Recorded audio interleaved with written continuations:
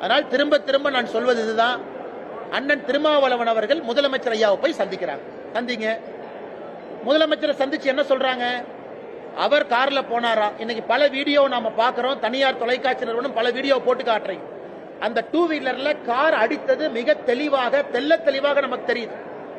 அந்த video capture ஆனது பாத்தீங்கன்னா மிக தெல்ல தெளிவா அந்த டூ வீலர்ல அடிக்கிறாங்க. அதெல்லாம் மறைச்சிட்டு இன்னைக்கு அண்ணன் திருமாவளவன் அவர்கள் ஸ்டாலின் அவங்கள போய் பார்த்து, இது எப்படி இருக்குன்னா, இவர்களை காப்பாற்றிக் கொள்வதற்காக ஆட்சி நடக்குது. ஒரு சாதாரண ரோட்ல போற மனிதரை போய் நீங்க தட்டுறீங்க, கேட்டா முறைச்சு பார்த்தாரு, நாலு தட்டு தட்டுனுங்கிறீங்க. அதுக்கப்புறம் மருத்துவமனையில போய் நெஞ்சு வலின்னு படுத்திருந்தா அதையும் கேவலப்படுத்துறீங்க.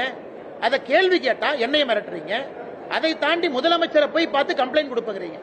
அதுவும் திருமாவளவன் பத்திரிகையாளர் சந்திப்பில் என் பேரை இழுத்து, நான் தான் இதற்கு பின்னாடி இருந்தங்கிறார்.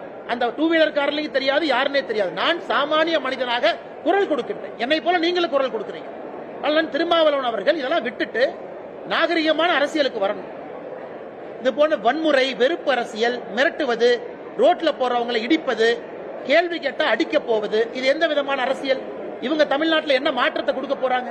இவர்களால் என்ன மாற்றம் நடக்கும்? வன்முறை அரசியல்னால யாருக்கு என்ன லாபம்?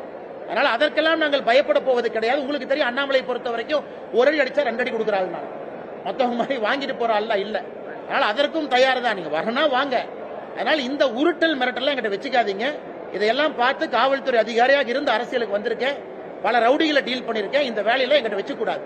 அதே நேரத்தில் முதலமைச்சர் நான் சொல்றது, நீங்க உள்ள புந்து ஏன் எஃப்ஐஆர் போடல? இந்த மாநிலத்தினுடைய முதலமைச்சர் நீங்க ஏன் அரெஸ்ட் பண்ணல?